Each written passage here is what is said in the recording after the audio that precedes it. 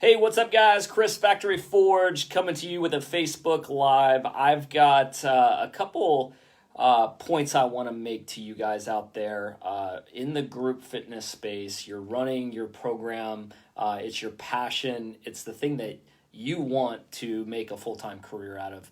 And maybe there's this thought that went through your head, in order for me to do that, I need to provide a career or a profession for someone in order to build the business up big enough or mature enough to provide for you. And I want to put this on the table after years, 15 years of research and, running my own personal facility. I have similar goals, and really why I set out to set up this platform is to connect with owners like us and put this information out there, because there are better ways of doing things as we evolve and innovate. It's my goal to simplify the group-centered model so that we start thinking more about how group, our passion, our focus can be the career, can be the provider for team members. And in order for do that, the business model itself has to be mature. And my question today is it too young of an industry? Have we not developed enough infrastructure for these businesses to provide full-time income? And that's different than full-time work hours in the gym industry. So let's kind of talk through that and what that looks like. And just to put it out there, so if you've been focused on trying to provide a career for someone else, maybe you've sacrificed your own personal pay. Maybe, if you didn't have this career in your business, that income could have gone to you, but you don't want to give up this person because of the workload is not sustainable. The hours are hectic or long and draining, and you need that person, but you also can't seem to get over that scale where you're able to make it all work, meaning you can provide this career, meaning you can pay this professional income and get what you need out of it to make it fun and simple and easy to run. So let's talk through that. A lot of owners out there feel that pay gap and often say, hey, some of my employees are making as much as me or more, but what gives? I got to grow 30, 40, 50 more members in order to build back a professional owner income just for me. And that's a real thing. So there's some economies of scale that I'm finding that when you reach a certain point of growth with a professional team, you have to scale way up to reach back that same level of income as an owner in a much smaller facility. So we have to recognize that. And what I'm talking about, guys, is reaching a professional income of $60,000 take home in your bank account.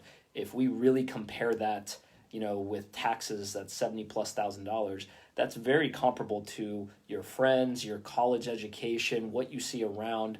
And we want that control out of our business plus the income. And so that is not unrealistic to ask for in an industry of saying, hey, in order to get to this level of providing for your family, having a mortgage, putting away for college, like all these things are not asking too much or unrealistic to dream about as an owner income, okay? So in order for us to get there, my point is, how can you move past providing a career for yourself and begin to work on someone else's if you're not at that income level?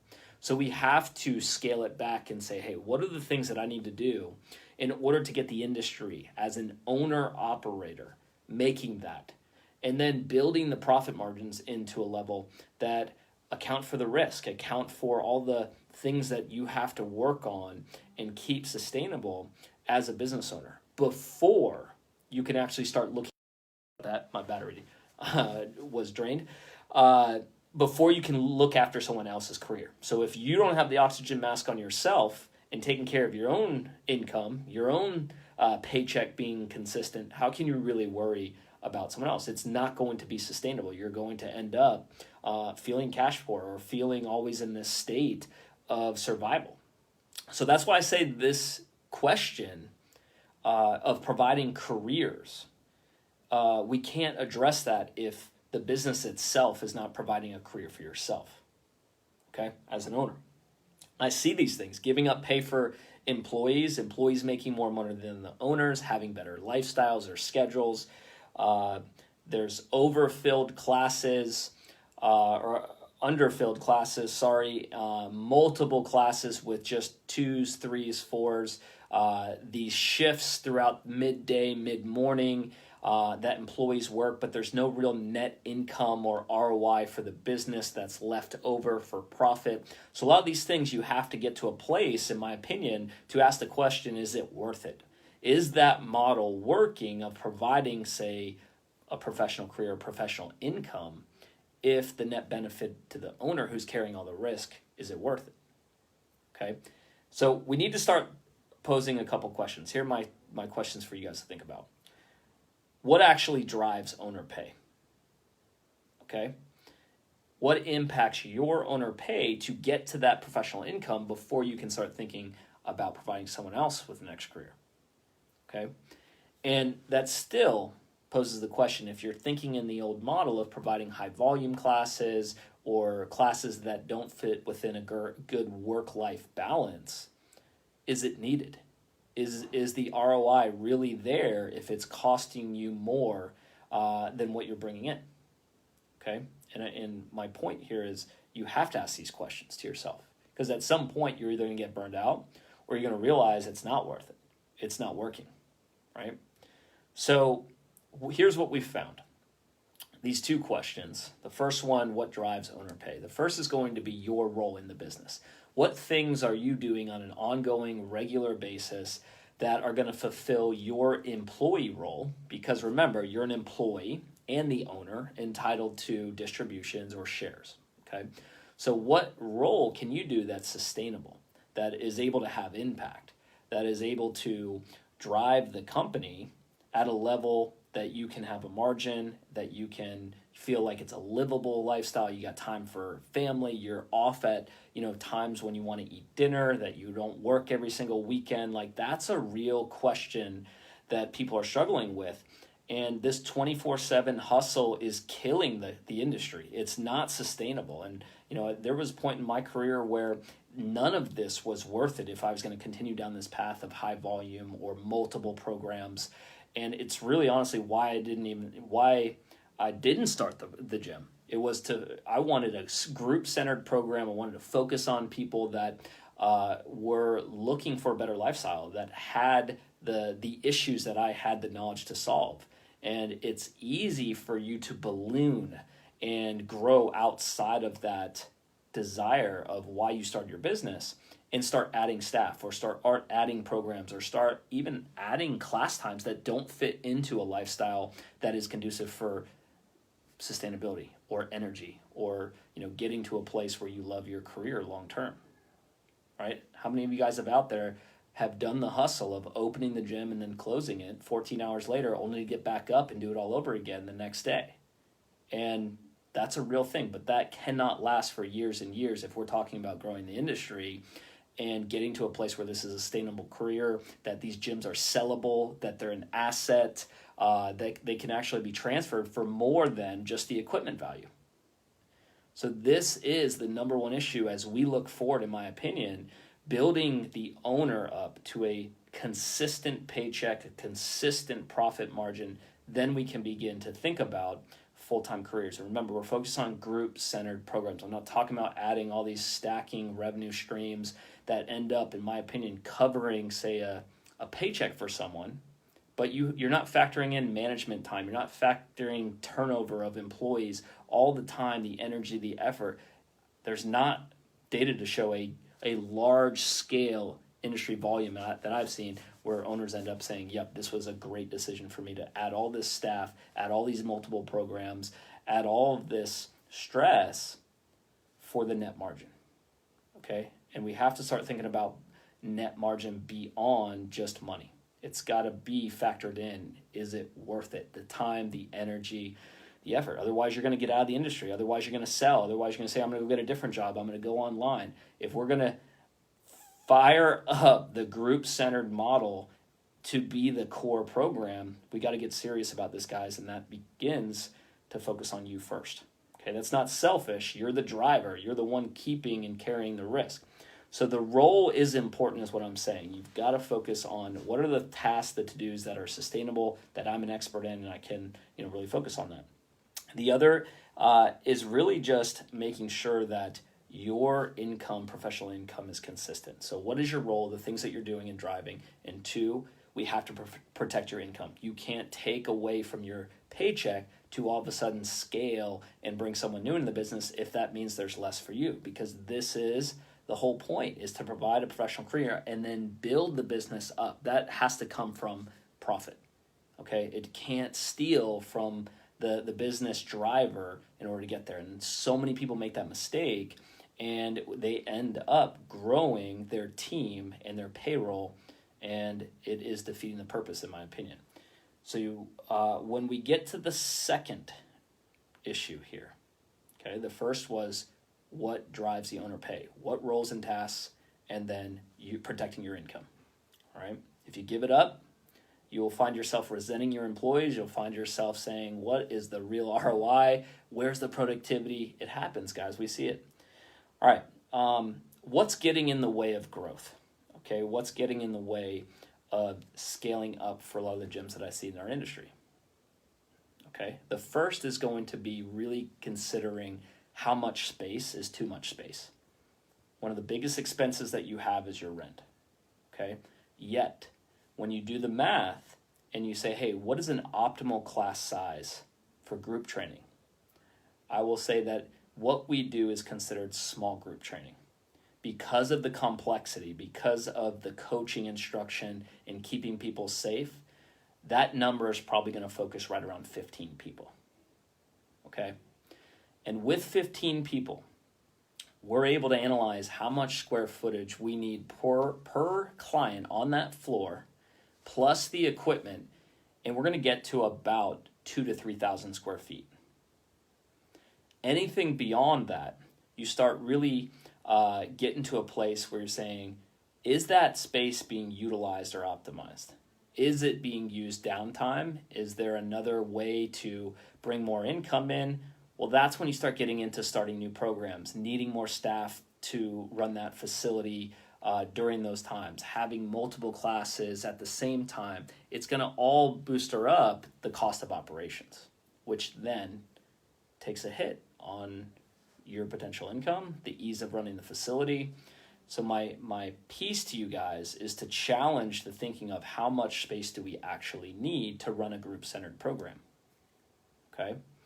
And what I'm seeing is as we get beyond 3,000 square feet, you start seeing rents go up to $4,000 to $5,000 to $6,000 to $10,000 a month, which is a lot of expense to carry month after month to cover that.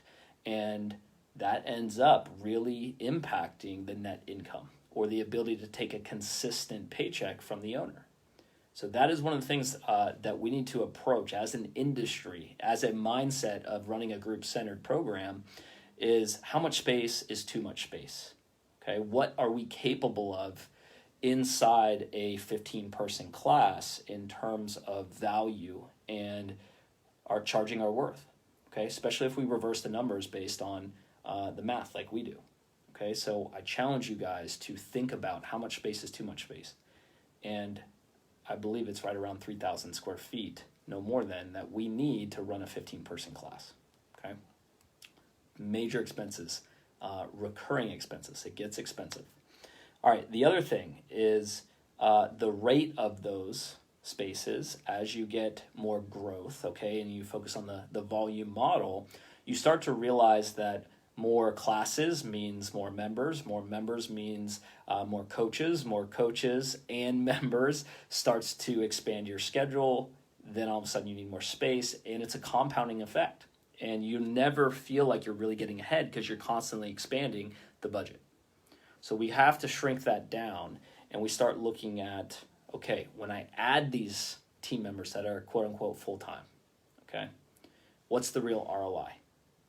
If the goal of a for-profit business is to generate a great lifestyle for the owner that started it, and, right, to make money, and to ultimately, yes, do real world good, have the impact, that's a given, seat at the table, and provide a nice environment for people to work in, well, what is the ROI for that paycheck that you're covering?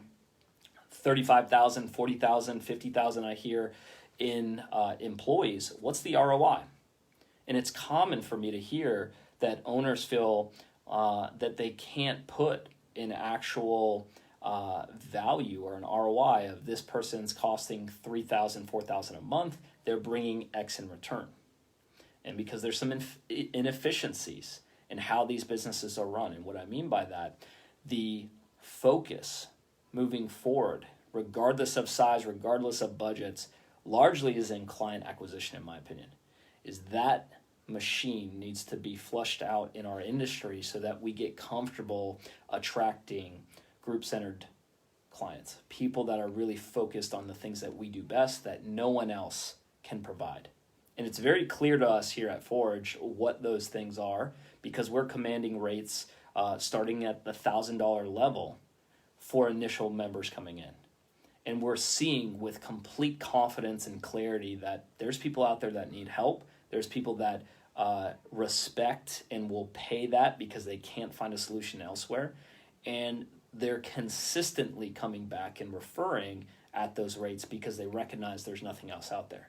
But the biggest challenge we focus is we get stuck in a model that is not our competitor. And what I'm seeing most often is cardio classes.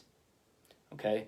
We are not cardio classes in this 15-person small group space where we're able to focus on people's personal needs, provide modifications, provide progressions, provide a real personalized experience. That is not cardio class. That is not this concept of 30 to 50 people in a class. That is a largely different model. And if you get locked into that mindset of trying to compete with their schedule, starting to compete with their rates, you're going to find yourself trapped in needing the same amount of overhead. But a lot of these big models have found a unique solution to scale. And they're using those machines, they're using runners, they're using rowers to narrow down their space, to focus on how many people they can fit on the floor. And that's not our game in this personalized group space. So as we look ahead, guys, in 2022, I want to question the thought of growing your team and think about more on, can I consolidate the model, focus on only what I need to keep my clients successful, classes of 15, and put yourself first. Because if this stands a chance in our industry, the owner has to be happy, well paid, and energized to work with a team capable of producing an ROI. And until we get serious about client acquisition, until we get serious about what constitutes a full-time career of duties and tasks that actually drive the business, I think it's immature. And I want what's best for our owners because we are the foundation. We are the ones taking the risk. We are the ones, incurring all of the stress. And if you chase growth in your team before you've figured out scale and profit and having a consistent income, I think you've stretched yourself beyond a place that you're going to be happy and can stay there long term. I'm coming to you with this 15 years of doing this and saying I've made these mistakes, and the place that we're in right now, guys, is a place that I want to stay. I can see myself doing this long term, another decade. If you asked me that 3 years ago, I wouldn't have said that.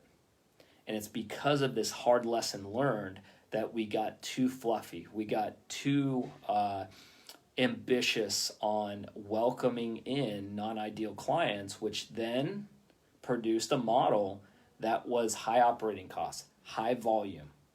And it really took an impact on my personal schedule, my family, my income.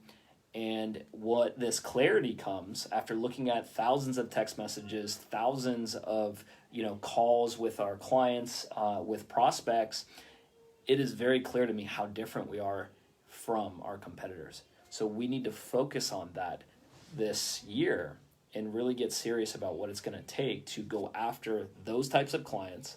Because at the end of the day, I think a lot of you guys out there want to focus on Group Center as your primary business, your only focus of making the group environment what it deserves to be, and you don't need to go off and generate new revenue streams, more overhead, and a more complex business to run.